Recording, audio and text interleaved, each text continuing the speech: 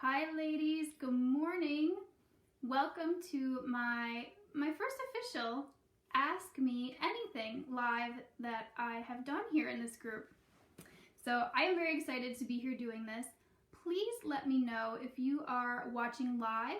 Give me a heart or just say hey, just comment, because I want to make sure that I can see the comments here, because you guys submitted some questions to me beforehand and I have those here. I'm going to start with those, but this is just an open forum for you guys, so put in your questions as we go along here. So let me see.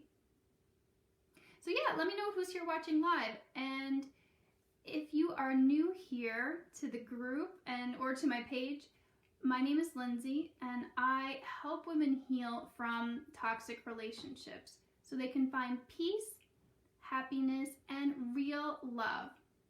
All right, so are you guys ready to get started? Let me know where you're watching from. I am currently in New York at the moment, and any moment now we are going to be getting some snow and some ice.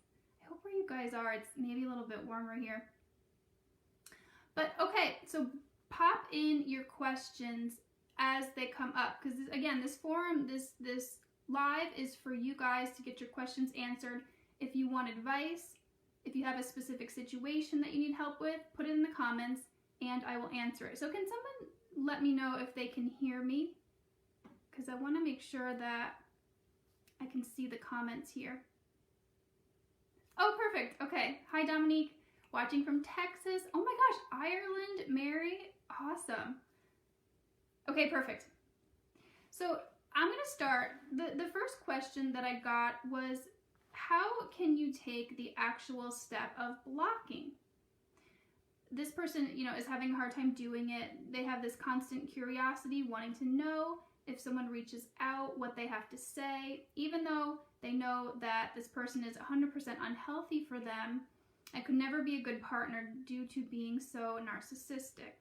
So they go on to say, I know people say, just do it, just block on everything, but I haven't done it and part of me doesn't want to. Okay, so this is very, very common. This happens a lot. Yes, no contact is the best way to heal and to move forward, but sometimes it can be way too intense to do it all at once. And I was actually guilty of this too. It was too intense for me to just completely block this person all at once on every single platform. So what I did, and what you can do too, is you can do it gradually. So for example, if you follow your ex or this person on Facebook, they have your phone number, they have your email, block them on Facebook first. Sit with that. See how that feels. Probably it's going to bring up some anxiety, some fear, maybe some pain too, because when you go to block someone, it really means the relationship is over. So it brings up some stuff and it could be intense. So if you can't do it all at once, that's okay. Do it gradually. Block them on Facebook first, sit with that. Then you can block the phone, okay? And still leave some room for email if that's what you need to do, if that's what feels comfortable. And work your way up to it, okay? So what you can also do here is address the beliefs that are holding you back from blocking this person completely. So sit with yourself. This is kind of an exploration process I would recommend doing. What are you believing is going to happen here? Like, are you deep down hoping that this person will change? Do you maybe believe that you can't do better in a relationship? Are you hoping that love will conquer all? And this is where I do recommend getting professional support, because it can be hard to see these beliefs and to see these blind spots sometimes. But this is important to do, because if you're holding on for hope holding on to hope that things would get better with someone who's narcissistic, that is highly, highly unlikely. If you are believing that love will conquer all, love will not conquer all. You need a lot more than love to have a healthy relationship. Dominique says, yeah, I used to, but not anymore. Yeah, exactly. And it doesn't mean that you're bitter. It just means that you're being realistic. And if you can be realistic in your relationships, that's how you can break the toxic relationship cycle. Because you stop giving all of your love and energy and attention to people who can't give it back. But you know that there are people out there who can return it to you. Okay? So, yeah, and if you are believing that you don't deserve better, well, I can tell you here, you absolutely do deserve better. Every single one of you here deserves better than a toxic relationship, okay? So that's something else you can do. And then the other big thing that's helped me with going no contact, and I talk about it a lot, is energy healing. Because what often keeps us from blocking someone completely, going no contact, is that emotional glue. You know, you can call it the trauma bond, you can call it just the emotional connection. And so that's what keeps us hooked, really. So in order to release that bond faster, again, I recommend energy healing or any other method that can get to the root of what those emotions are that are keeping you stuck with this person and releasing them. That will help this a lot. It will help make that process go a lot faster. All right, let me get some water here and I'm going to move on to the next question. All right, and again, if you guys, as you're jumping on this live and you think of some questions, pop them in. I will do my best to answer them and get through them all.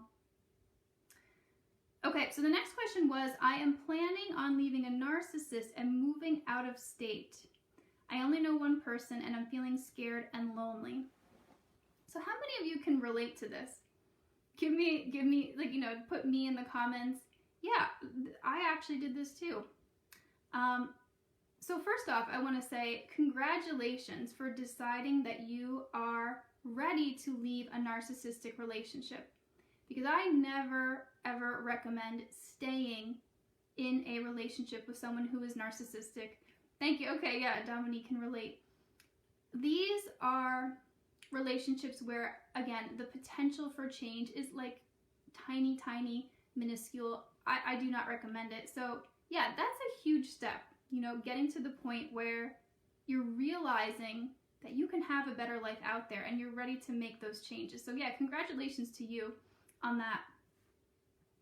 So, you know, the first thing to know is that you may feel alone, but you are not alone in this situation at all. Veronica, go ahead and type in your question and I'll get to it. Yeah, you are not alone at all. Look at this group. There are over 500 women in this group who have gone through, if not the same thing, something very, very similar. And I've gone through it too.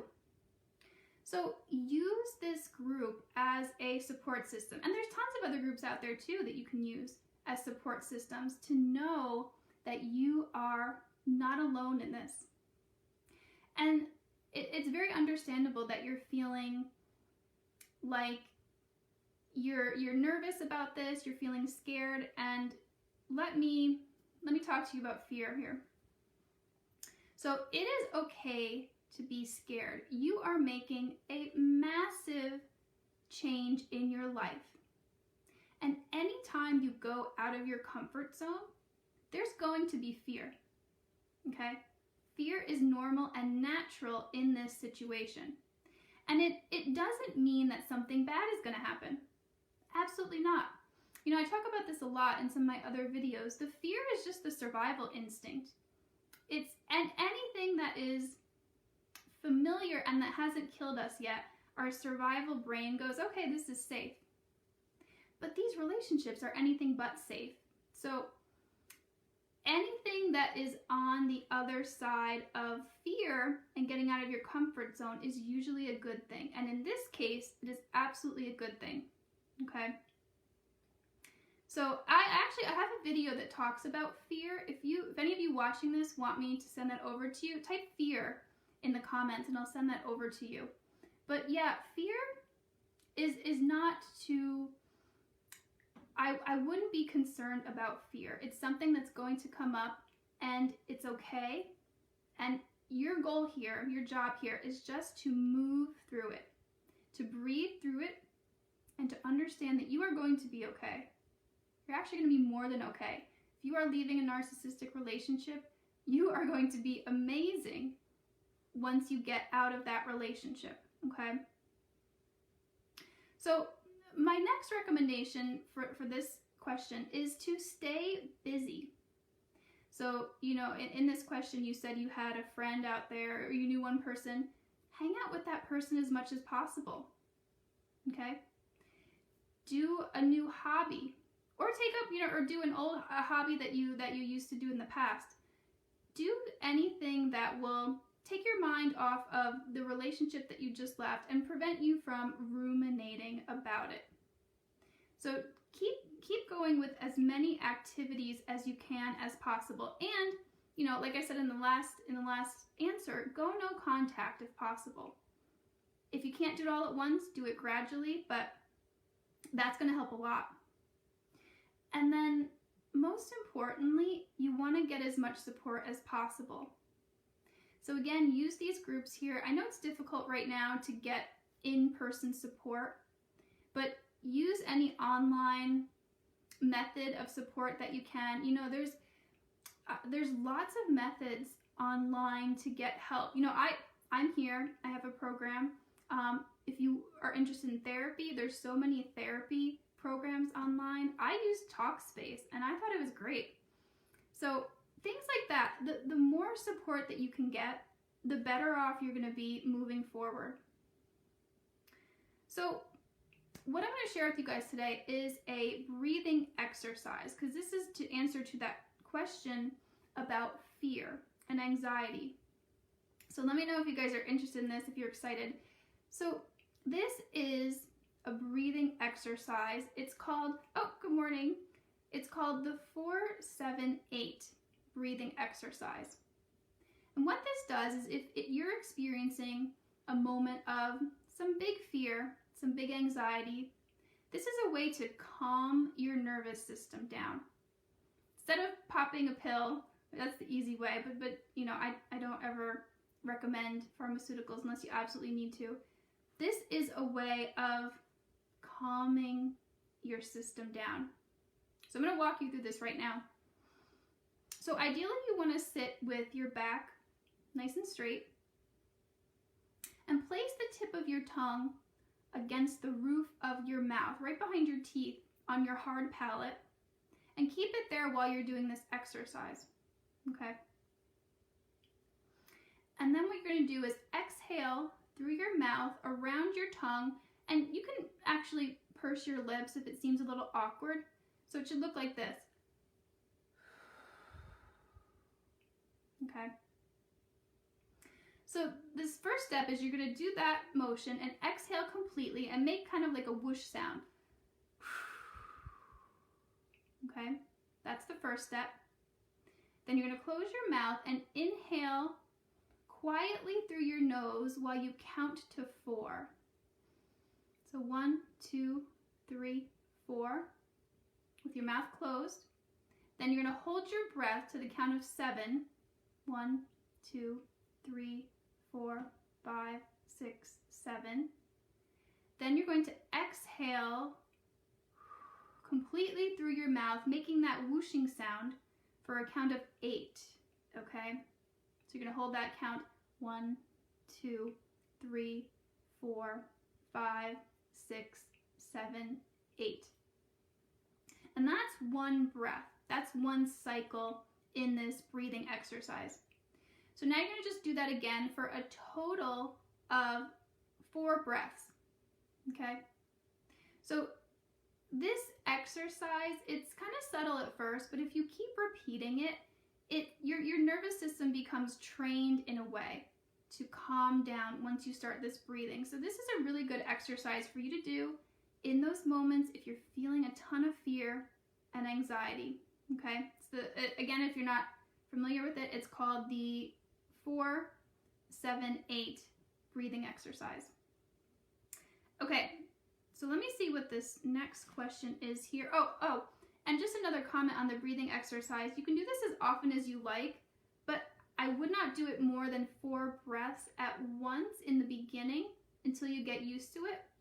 Later on, if you want, you can do more breaths, but in the beginning, for about a month while you're getting used to this, don't do it more than 4 cycles. And if you feel a little lightheaded at first, that's okay. It will pass. Just keep moving through it. Okay. So the next question I got was, how do you not bring things from your toxic or abusive relationship in the past over to your new relationship? This person feels like they're over worrying and being really clingy. Okay. So I get this question a lot, actually, and this is huge, and this happens to a lot of people. So I want to know how many of you guys have experienced this. I know this was something that affected me too. So if this is happening to you, you want to focus on your healing, okay? So there's some powerful tools out there that can help you to calm some of this intensity of emotion that you're experiencing. And again, my favorite is the energy healing method I do, the Emotion Code. But there's lots of other methods out there too. So any method that gets into the root emotional thing that you're experiencing and helps you release it will be helpful. I have also found guided meditations to be extremely helpful, and I use those in my program too. And these things can help you get to the root of why you're worrying so much about something and release it, okay? So that clinginess you're feeling, that is actually attachment trauma. So you most likely are experiencing an anxious attachment style.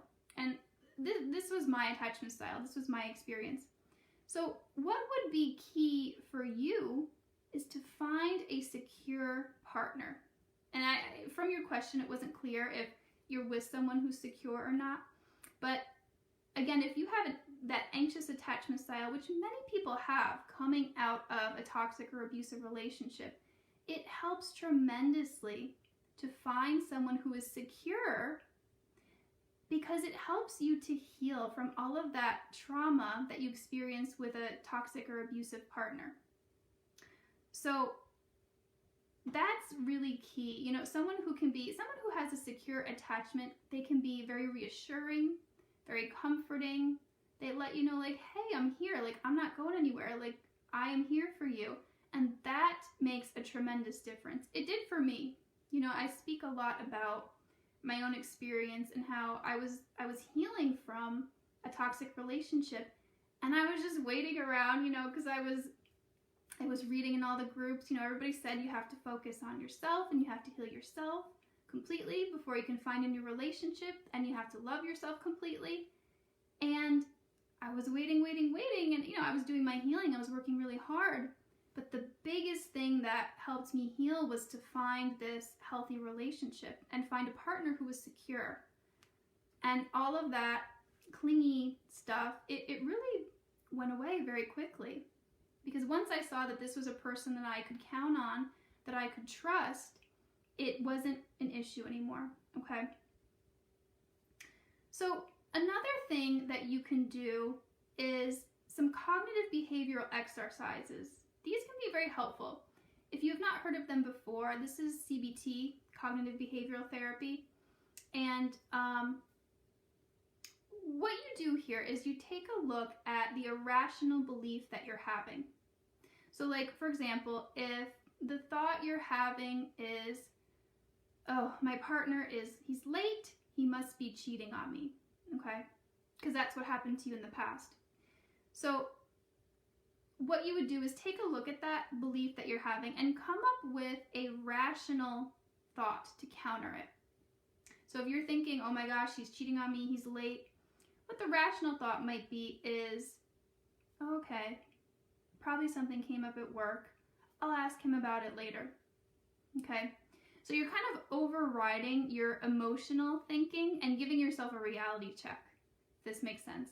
I often do this for my clients. I say giving yourself reality checks is such a big benefit here. It's very helpful. But yeah, that's why you would use these cognitive behavioral exercises if you aren't able to do, like if you don't have someone to give you that reality check. That's helpful. So, you would give someone the benefit of the doubt if this person deserved it. Now, if this person is not a good partner, I'd say forget that. All bets are off. Don't take this advice. But if someone is a good partner and they have proven themselves to be a healthy partner for you, then this is my advice: to give them the benefit of the doubt and try to reframe that thought in a more realistic way. Okay. All right. So next question that I have here, and then I'm going to go to the live questions.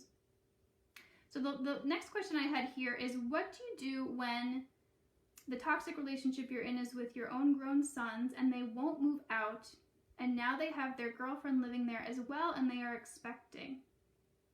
Yikes, that's a lot. So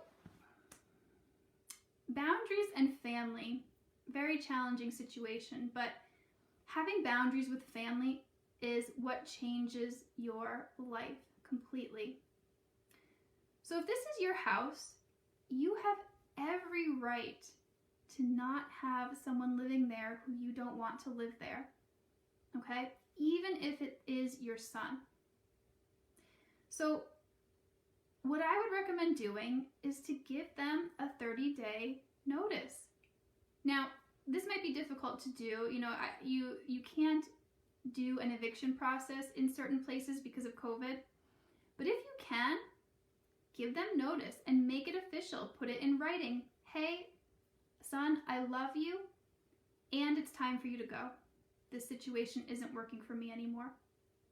And give them that official notice, and you can involve law enforcement if you need to. Okay? This isn't a question here. You're not asking him if he could leave. You're telling him it is now time to leave. Now, is this easier said than done? Yes, absolutely. Again, putting up boundaries with family can be incredibly difficult in the beginning. Because if you haven't been used to putting up boundaries with people, they might not know what to do with it, and they probably won't like it at first. Okay? But don't give in here. If it's very important to you to have them out, if they are being detrimental to your emotional well-being, to your mental well-being, then that's what needs to happen. And it's okay. You're not a bad parent for that. You said this is a grown son, okay? So most likely they are able to be okay on their own, and it's not your responsibility anymore. So I hope this was helpful. All right, so let me check the questions here that came in. And if you guys have any more, I can get to a few. Okay, so the question here is, so I've been in a relationship for 6 years with a narcissist. He's being very short with me on text now. Am I being discarded? Probably. Yes, I would say probably. Because in the narcissistic abuse relationship cycle, that's what inevitably happens to everyone. So what I would recommend doing is using this to your advantage. If someone narcissistic is letting you go, good, go, okay? Because this isn't going to change. Again, like I say this all the time, someone who is narcissistic, the likelihood of change is so low. It's minuscule. You have to be on the lower end of narcissism to even have the potential for that to happen. So yeah, you probably are being discarded or at least devalued, but use that, okay? This can be your chance to exit this relationship and find something much better for you.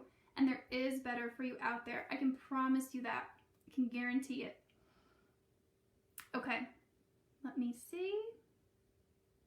Okay, next question here. So, and drop your questions here because I'm going to keep going for a few more minutes here. So the question is, so I'm trying to start another relationship, but I'm already seeing things that remind me of my ex who's a narc. I'm all ready to cut it off. Am I sabotaging this relationship already? Doesn't sound like it, Dominique. It sounds like you're making a wise decision. So this right here, this is how you break the toxic relationship cycle. if you're seeing warning signs that someone is narcissistic, get out of there. You know, you have so much to offer someone, and I don't want any of you to waste any of your precious love or energy or time with someone who is not going to be a healthy partner for you, who is already showing you some things that are very similar to your ex who you knew was narcissistic. No, it doesn't sound like you're sabotaging this relationship. Sabotaging a relationship would look like you're dating this really great guy and all of a sudden you're getting some fear of like, oh my gosh, this is out of my comfort zone. I don't know what to do. He's not right for me. Maybe I'm not really attracted to him. I'm going to leave. That's sabotaging. What you're talking about, that's not sabotaging. That's recognizing red flags and warning signs and trusting yourself. Knowing that, you know what, if I'm even having any doubt that, if I'm even having any inclination that this person might be narcissistic, I'm going to get out of there. And, you know, this is what I do in my program. I walk women through this process, and I'm always in favor of giving people the benefit of the doubt to a point. To a point. If you're seeing many signs and you've addressed them with this person, put up your boundaries, said, hey, I see this thing, or, you know, this happened and I was uncomfortable. Could you not do that? And they can't change it. Done. Done. No more. There's nothing to be worked on. There's nothing to be discussed. That's how you break the toxic relationship cycle. Okay? All right, let me see here.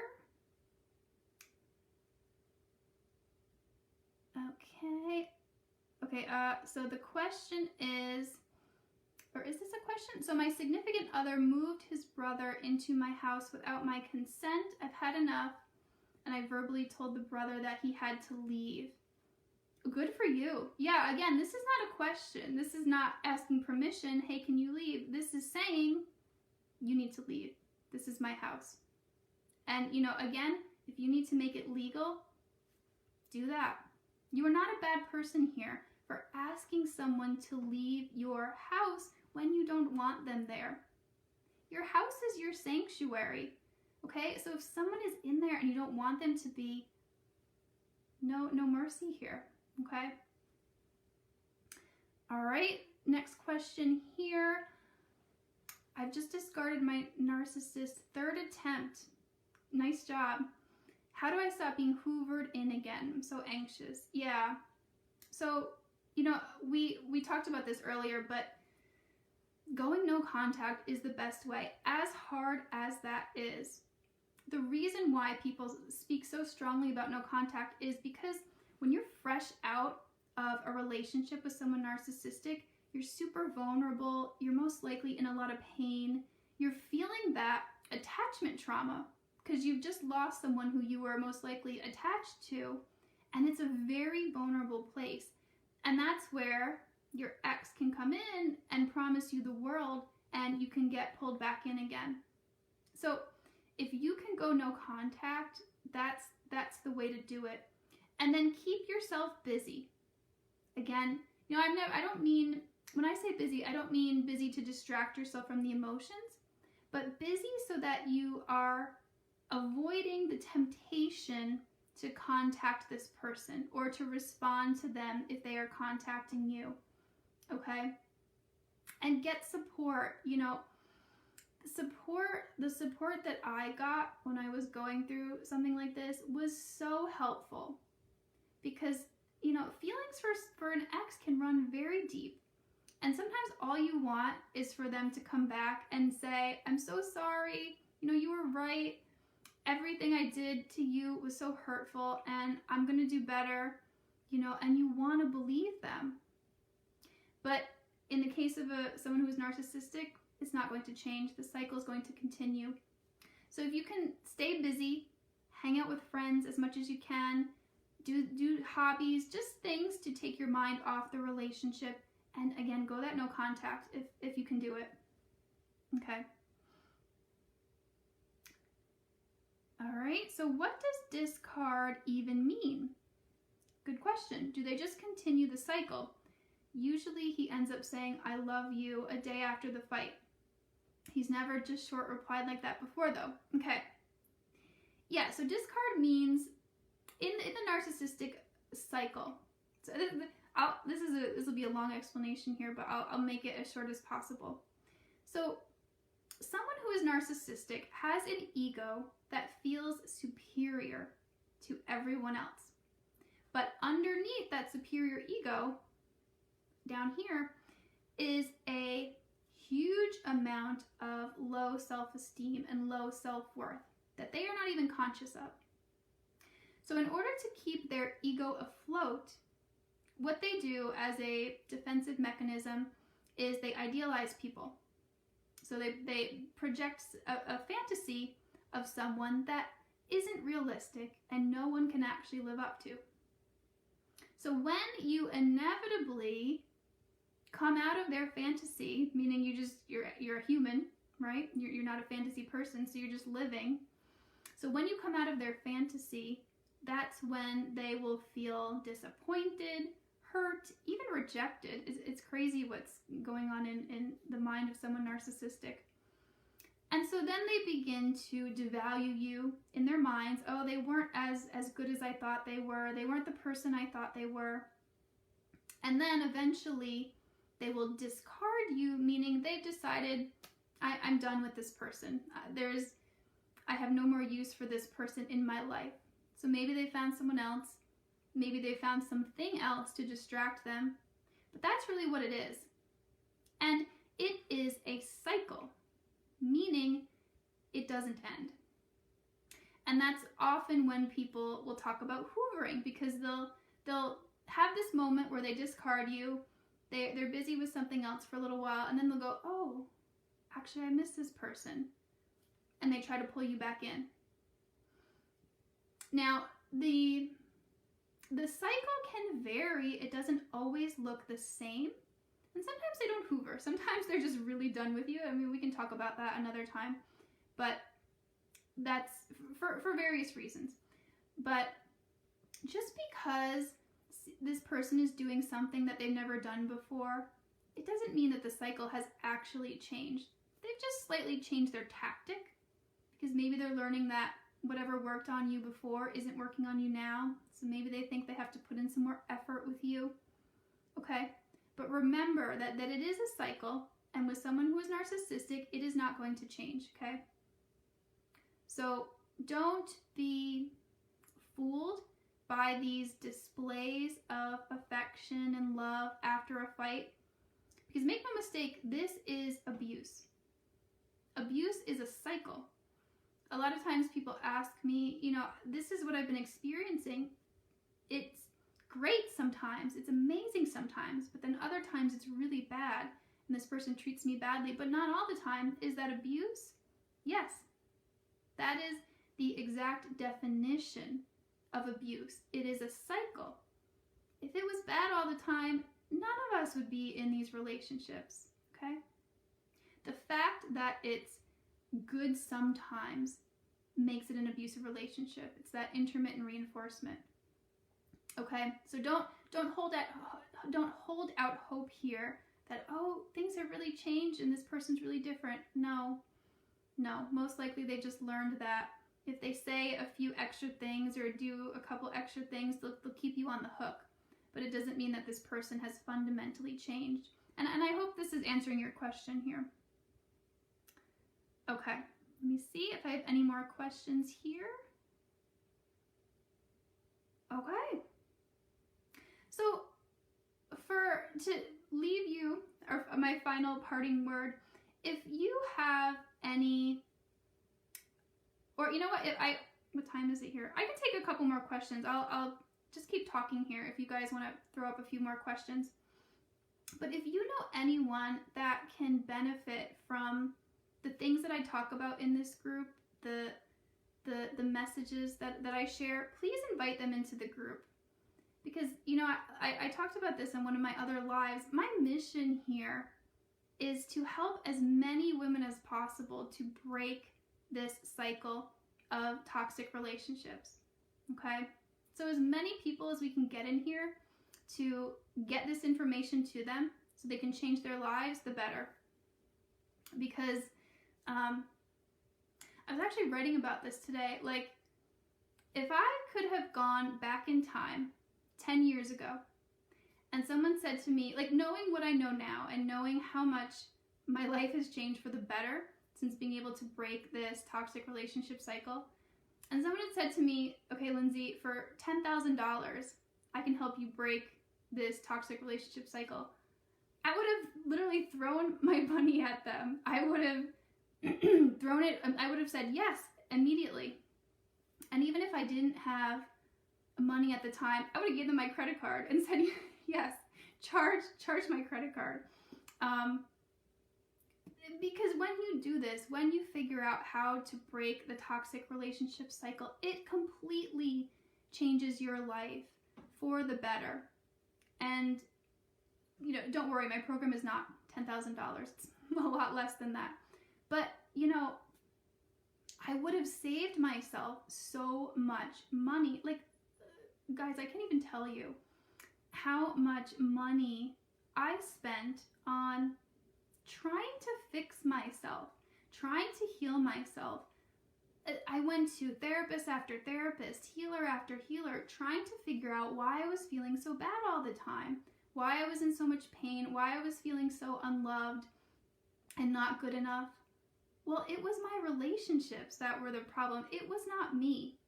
So, you know, once I fixed this, once I figured out how to shift the relationships, that stuff just dissolved. Like, it's not even an issue anymore. It's just done. So yeah, that's, I wish that I could have gone back in time, but I want to save any of you here all of that misery that I went through, if possible. All right. Oh, Jackie, oh, you're so welcome. Yep, I'm going to be doing lots of these every week. Yeah, the narcissism is definitely on the rise. It really is. It's a different pandemic. Yes, I would agree with you. All right. Well, thank you so much for watching. And take care, guys. I will see you soon. All right. Bye-bye.